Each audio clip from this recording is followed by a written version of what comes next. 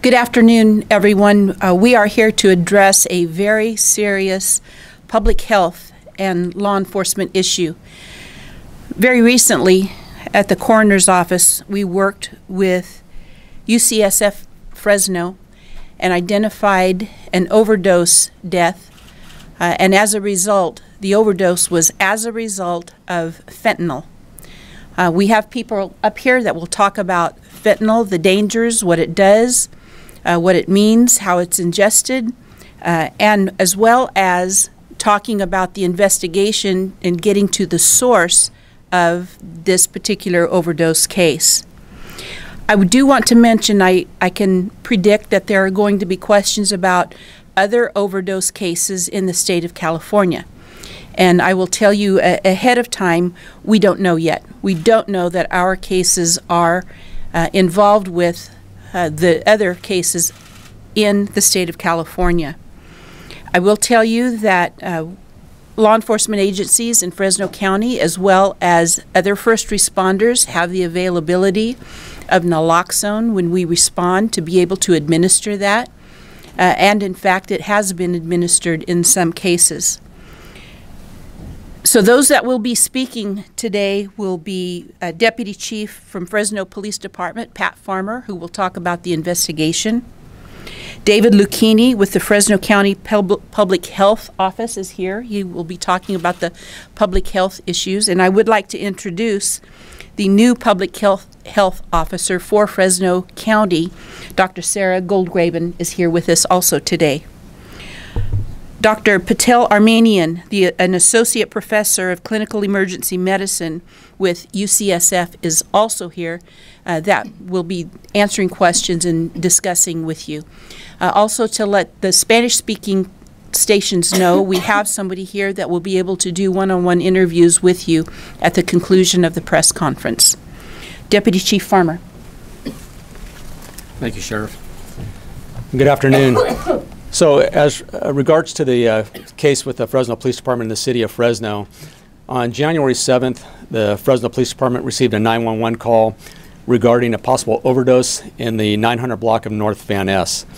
Our officers arrived and located 3 subjects in an apartment that were unconscious, passed out on the floor of the apartment.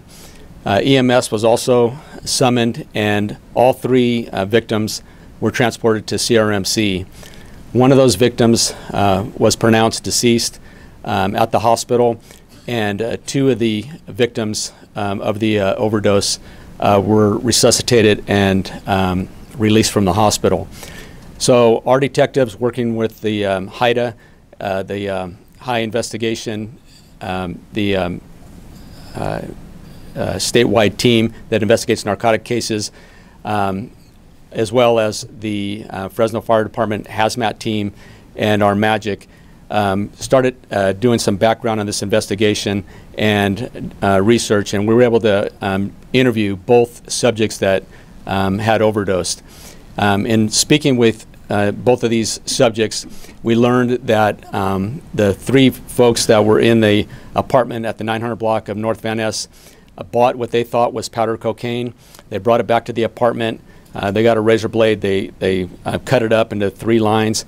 They ingested that cocaine, and then within about 2 minutes, all 3 of them began to feel symptoms of being lightheaded, dizzy, and then they passed out and went unconscious.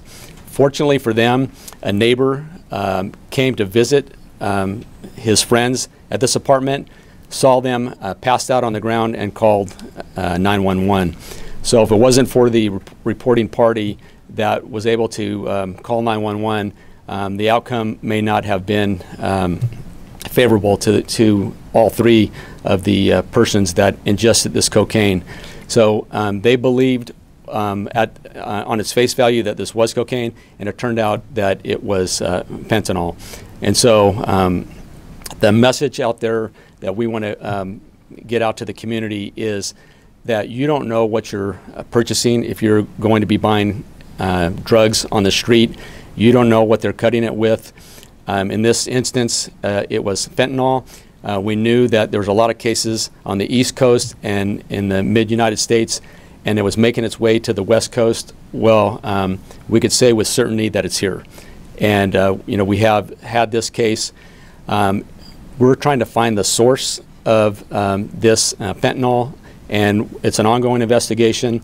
And we're working with all of our local, state, and federal partners to get to the source so we can find that person and hold them responsible, whoever is distributing that here in the Fresno area. As you know, as the sheriff mentioned, our officers about a year ago, when we knew what's going on on the East Coast, began to issue naloxone to our officers. We have about 150 double doses that we have provided to our officers for cases just like this, so we can administer naloxone to revive anyone that possibly overdoses on drugs, specifically opium or any type of fentanyl. So we continue to work this investigation, and we're doing everything in our power to find the source, and we're optimistic that we're going to make progress, and we just want to get the message out there. If anyone knows of any product that's being sold out there by a drug dealer, to call their local law enforcement and let them know what's going on, because we need to investigate all of these cases, take them seriously, and if they don't want to leave their name, they could call Crime Stoppers at 498-STOP and leave their information anonymously, and we'll check it out and find out what's going on. Thank you very much.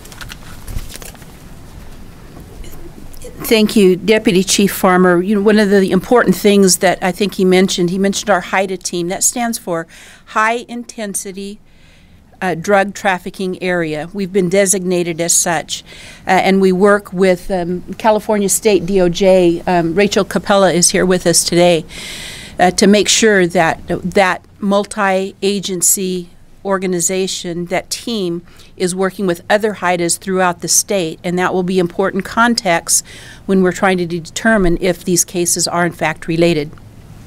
Next, David Lucchini with the Fresno County Public Health Office. Thank you, Sheriff. Thanks everyone for coming. I first want to thank UCSF and community hospitals for reporting this to the Department of Public Health. As all of you know, we're kind of used to getting infectious disease reports to our department and that are required by state law. But of course, when we have something going on locally, unusual deaths, it's very important that providers report that to us so that we can work with all our partners, such as the sheriff and law enforcement. And thank you, Sheriff and Sheriff's Department, for taking the lead and putting this news conference together for this important issue. We also want to thank Department of Behavioral Health as a critical partner in helping us understand a lot of the programs that are here locally. One thing I want to share as I'm up here is from the California Department of Public Health dashboard. 429 people died in California from fentanyl overdoses in the year 2017. So we're not dealing with something light here. This is a very serious issue. The public needs to be aware of the danger of using any controlled substance that is currently on the streets of Fresno County. The potency of this drug is thought to be recreational by those who use it, but is actually a potentially lethal version of fentanyl and not cocaine as it may appear. Health officials, the Fresno County Sheriff's Department, law enforcement, or hospital providers are urging people who use opioids to take the following actions to help protect themselves from an overdose. One is, if you have an addiction problem, seek treatment. There are several programs in Fresno County to help you with addictions. In your packet, you see a website from the Department of Behavioral Health, Substance Use Disorder. Those have a lot of the programs that offer treatment programs. Carry naloxone. You're going to hear that over and over from all the speakers here. Fentanyl may require multiple doses of naloxone to restore breathing. If you witness an overdose, call 911, give the naloxone, and then do rescue breathing. All critical steps to prevent further deaths in our community. Thanks again.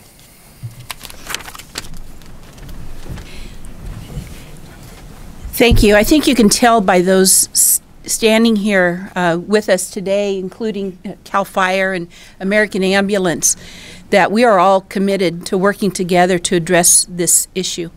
And it's important that you hear from all of us and our viewpoints and our advice and the danger that we're trying to make sure the public hears Whether you think that you're using a recreational drug like cocaine and it turns out not to be what it is, or if you are addicted to opioids, that help is out there for you. I do want to remind the public that if you have an opportunity to get rid of all of your prescription drugs, we have the ability to take those from you. In fact, there's a drop-off box in front of the sheriff's office where you can drop off your old or unused prescription drugs to make sure that you get them out of your medicine cabinets, out of your home, so those who may be addicted don't have them available to them, either a family member, which we find many times, or burglars who break into the home specifically to look for these kinds of substances. Next, I would like to invite Dr. Patel Armenian, Associate Professor, Clinical Emergency Medicine from UCSF Fresno.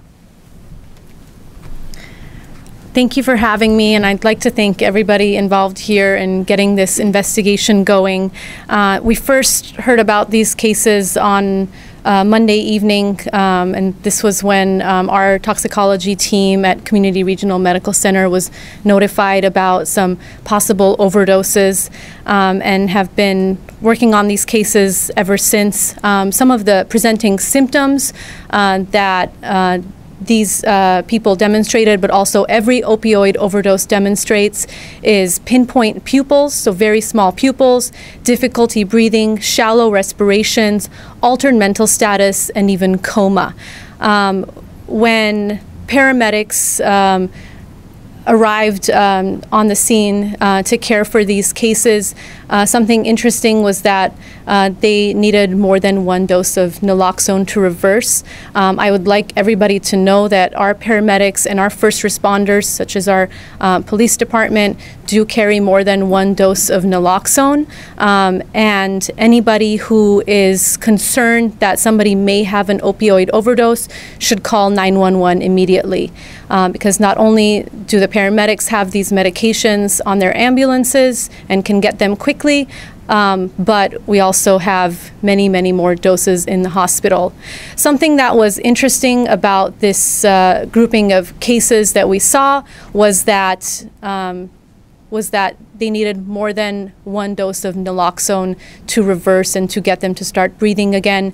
And there were other aspects of the case that tipped my team off to consider a diagnosis that was an opioid toxicity, specifically a fentanyl analog or novel synthetic opioid, rather than cocaine, for example, or another more common opioid such as heroin. And so because of the unusual nature of these cases, we arranged for confirmatory high-resolution mass chromatography testing to be performed, and we had confirmatory results in less than 48 hours after the incident time, which conclusively demonstrated that fentanyl was indeed the drug involved in these cases. There was actually no cocaine detected, and so we believe that the quote-unquote cocaine that was snorted was in actuality fentanyl.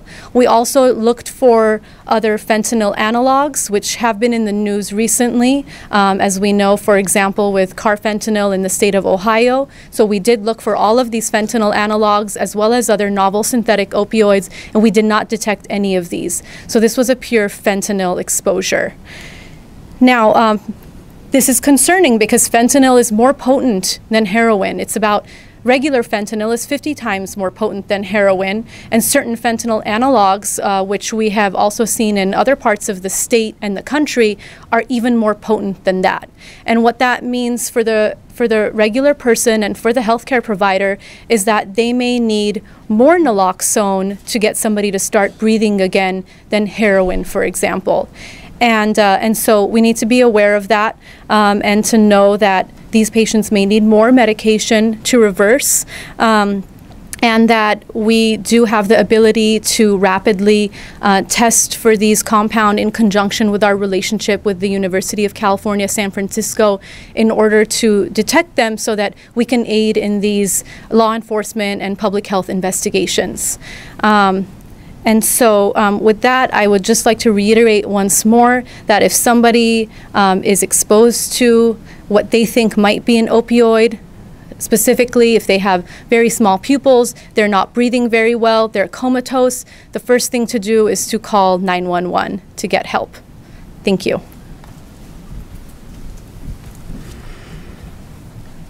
So as we wrap up, I want to reiterate, this is not just a law enforcement problem. This is a very serious public health issue.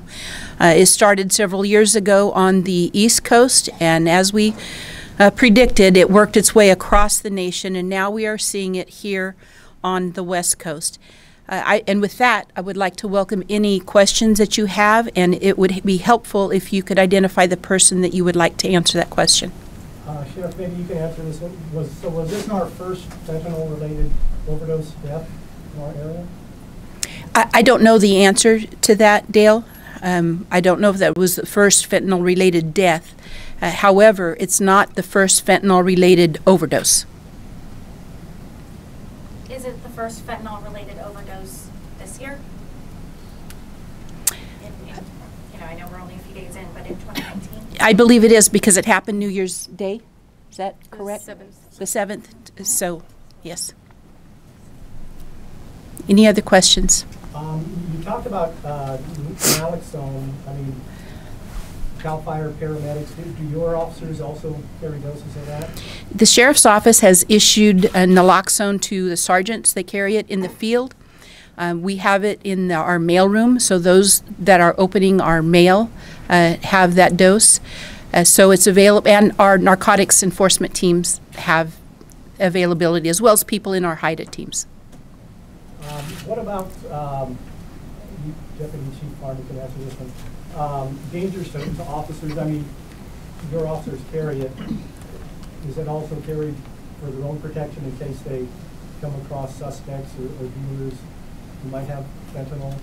Absolutely. That's always a concern for law enforcement, not only to save those that might have overdosed in the field that they come across, but if they're exposed to it and they go into a room, a search warrant, or any other call for service where there's any type of powder or there's reason to believe that there's fentanyl that has become airborne in particular, and if they have any symptoms, as the doctor mentioned, then we want to have that easily accessible to the officer so they can administer it to their partner officer if need be. Sheriff, do you have any information about fentanyl trafficking network stretching in the Central Valley? Sure, and before I answer that, I also want to dovetail into what Dale was asking. One of the things we're doing differently in law enforcement, we used to do what we call presumptive tests in the field when we had a substance we believed was a controlled substance. We no longer do that in the field. Our deputies, our personnel, our officers, and we've spread the word to not do the presumptives in the field anymore because of the risk of exposure. Those are now done in a controlled lab conditions. Now, as far as in Fresno County, I can tell you that since 2010, we have seized, these are stats that come from our HIDA team, we have seized 2 kilos of fentanyl products. So that's 4.4 pounds of fentanyl products. But since 2010, we started off with 3 illegal fentanyl patches, and it has grown since then. So it is becoming more and more of a problem here in our area. I have a question for Dr. Armenian. I feel like we've heard a lot of cases, or at least I've heard of a lot of cases of people who die after inhaling cocaine just laced with fentanyl. The fact that this was straight up fentanyl is that we believe that it was. How extraordinary is it that 2 of these 3 people were actually able to survive that? So you mentioned hearing stories about cocaine laced with fentanyl. We actually don't know how much fentanyl or how much cocaine was involved in those cases. The fact that this was only fentanyl is very concerning, and I think if that neighbor hadn't shown up, they would have died. I think it's as simple as that, because even with the amount that they were exposed to, that's already, if it's pure fentanyl, it can be a toxic and potentially deadly amount. Doctor, can you talk to us about, for our viewers who may not be familiar with exactly what fentanyl is, how does one obtain it legally, or if you're Of course. prescribed it? Of course. And how is it that if police officers or firefighters are even exposed to it, is it that dangerous where you can even breathe it in? You don't even need to just ingest it the way these victims did. So, so first, this is a very complex topic. In short, fentanyl has traditionally been a pharmaceutical medication that's either used in IV form in hospitals for pain relief, which we still use all the time for pain relief in the hospital, as well as in patch or oral form for people suffering from severe chronic pain. And just like the sheriff alluded to before, we used to only really see kind of patch exposures and patch seizures for fentanyl. Now, as the opioid epidemic has grown, so has inadvertent fentanyl use. So I don't necessarily think that people know that they're abusing fentanyl, but fentanyl has been found, and of course, everybody else in law enforcement here could attest to this far better than I can, but it has been found contaminating heroin in nearly every state in the United States at this point.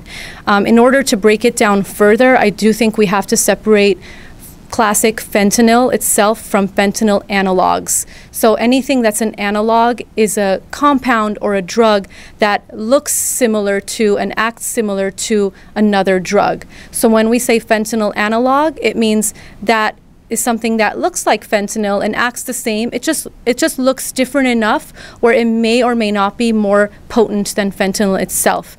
So some of the stories that we've heard about first responders getting sick have been from carfentanil, which is a fentanyl analog that is hundreds of times more potent than regular fentanyl. And so those are the cases that are very concerning and have required very large amounts of naloxone, up to 20 milligrams, to reverse. That is not what we have seen in Fresno and not what we have seen in these cases. Our cases are strictly fentanyl. However, because you don't know what's coming in and out and what people will be exposed to, that's why everybody takes extra precautionary measures.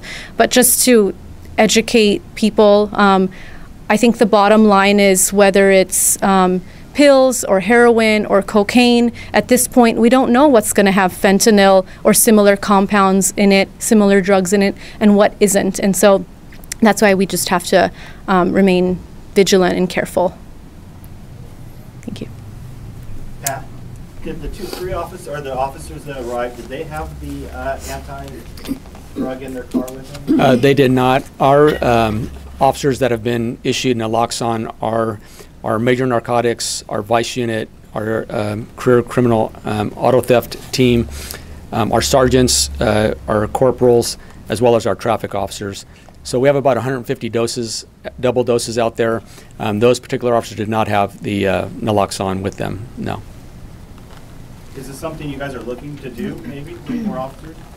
Yes, well, now that we know that it's on the West Coast and we're having some verified cases, that's something we're definitely going to be discussing on purchasing some more to get this in the hands of every officer we have out on the street.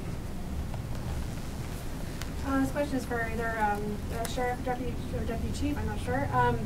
About how many doses do first responders in general know to administer? I mean, if we needed 2 for this case, and it sounds like some cases we need more doses than that. How do first responders know how to stop, or when to stop? Well, for one thing, it's more than just passing out the naloxone to our people. They have to receive training. And so that takes some time also. And the more people we hire, then we've got to train them and provide them with the substance. And basically, if the person that is experiencing the symptoms, if their symptoms don't go away or if they don't start breathing again, we know to give another dose. And what we have been told is you can't overdose on naloxone. So whatever it takes to revive them. So just keep going. Just keep going. Where do you think most of the fentanyl is coming from that's being sold on the streets? Not on this particular case, but historically we find fentanyl is coming from Mexico and China. Sheriff, how disturbing is it that in, I guess, about a week's time, we had our case and then the case over the weekend in Chico.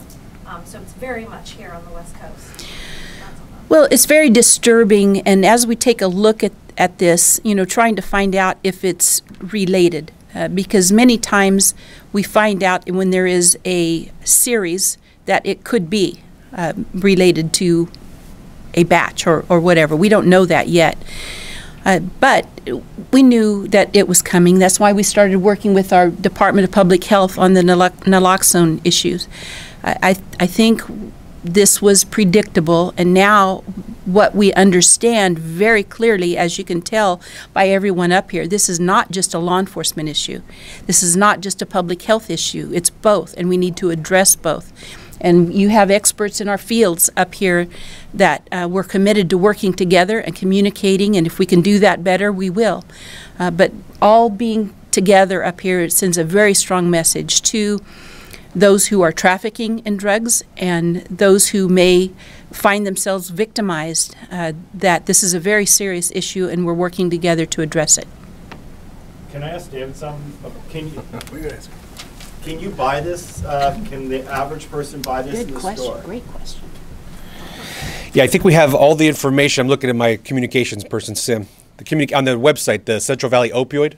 Central Valley Opioid should read through the resources available. So on that list you guys got your press release? I'm going to show it for the camera. Whoever. Okay. Dr. Armenian can answer part of that too. But I just want to make sure this is a good resource. So when you guys in general need to look at up information, centralvalleyopioidsafety.org. This is a group from different representatives from different areas come together to work on this opioid issue. So on this group has representatives from the Department of Behavioral Health, Department of Public Health, Fresno Madera Medical Society, doctors from hospitals, a physician from Poison Control, and people from the California Health Collaborative. So there's great information that provides you all this information. So if you could talk about... Yep, you could buy it. You could purchase it. Okay. So the question is, can you buy naloxone? The answer is, in short, yes. There are obviously very many programs you can also obtain them from. There have been a couple new laws in California that have aided in this. One is a law whereby you can actually get naloxone without a physician's prescription from California pharmacies. We've surveyed all of our local pharmacies, and CVS is the one that reliably carries it. It is $150 though. And then another law that was recently passed is something whereby physicians need to be more aware of opioid and opioid abuse, and to help people with this disease. And so it's being very much advised that physicians do prescribe naloxone for anyone with a drug problem or has a family member who has a drug problem. And actually, I believe we're mandated to start asking people and offering naloxone to them as of January 1st. So we're thinking about this actively and prescribing it for whoever requests it. Sheriff Mims, it sounds like, in general, the fentanyl that we see here would really come from China and Mexico, but in this particular case, has interviewing these survivors been able to gain any more information there? Yeah, we don't know yet. This is, and I will defer to the city of Fresno because they are lead on this particular investigation. But we are going to try to find out. Finding the source is going to be important because then we can track where it went, hopefully. So that's part of the investigation. I don't know if you have anything to add. Or well, just to dovetail on what the sheriff mentioned, it is an ongoing investigation, and we know that a lot of drugs are passed from people to people, and we're trying to get to the source. And so, you know, that's something that we're working around the clock trying to figure out where the source is. Whether it came from California or outside of California, we're doing our best to find that source that got it here. Deputy Chief, can you talk to us a little bit more about the victims, their ages? Both, or actually all three, were males, and the ages range in the 20s to 30s. Are they, I don't know if you can tell us, are they drug users? Was this a first time for them? Do we know any of that? I don't have a lot of the history on the victims, so I can't really answer that.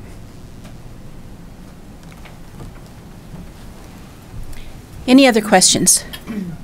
All right, so hopefully our goals were reached today. We want to put this out as a public health issue, a public safety issue, a law enforcement issue, and give our public options and help should they need that electronically. So we'll be sending out more information as requested.